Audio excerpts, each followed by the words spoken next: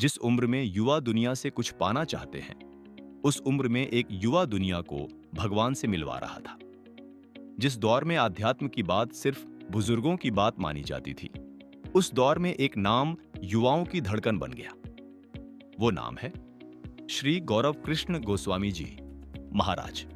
भारत की पावन भूमि ब्रज की रज में रमा हुआ एक नगर श्रीधाम वृंदावन। 6 जुलाई 1984।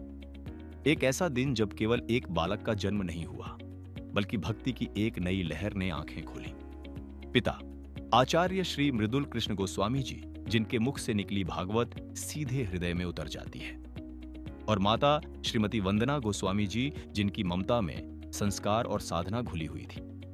यह कोई साधारण परिवार नहीं था। यह वो वंश था जिसे स्वयं श्री बांके बिहारी जी का आशीर्वाद प्राप्त था। 15वीं शताब्दी वृंदावन की इसी भूमि पर अवतार हुए थे महासंत स्वामी हरिदास जी महाराज का। उसी परंपरा की 7वीं पीढ़ी है श्री गौरव कृष्ण गोस्वामी जी। यहां भक्ति सिखाई नहीं जाती, यहां भक्ति एक परंपरा है। जब बच्चे खिलौनों में खोए रहते हैं, उस उम्र में गौरव कृष्ण जी ग्रंथों में गोते लगा रहे थे। संस्कृत के श्लोक, श्रीमद् भागवत की कथाएं, और भीतर से आती एक अनकही पुकार, मुझे युवाओं को जगाना है।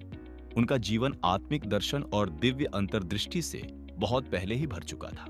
सिर्फ 18 साल में ही पहली बार श्रीमद् भागवत कथा का सिंहासन मिला। लोग सोच रहे थे, इतना छोटा बालक क्या कथा कह पाएगा। लेकिन जैसे ही कथा शुरू हुई, हर सवाल मौन हो गया। 7 दिनों में ही श्रोताओं के हृदय में राधा नाम का स्थायी निवास हो गया। आज लाखों युवा जो दिशा खोज रहे थे, उन्हें रास्ता मिला भागवत के माध्यम से, बिहारी जी के नाम से।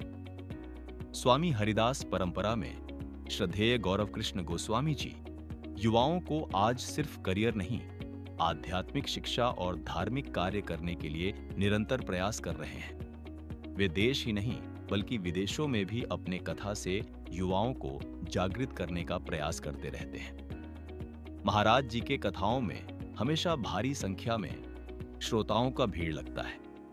इनके कथाएं अक्सर सोशल मीडिया पर ट्रेंड करती रहती हैं।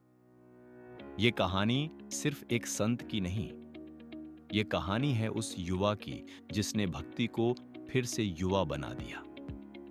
अगर यह जीवनी आपके हृदय तक पहुंची हो, कमेंट में राधे राधे लिखना ना भूलें।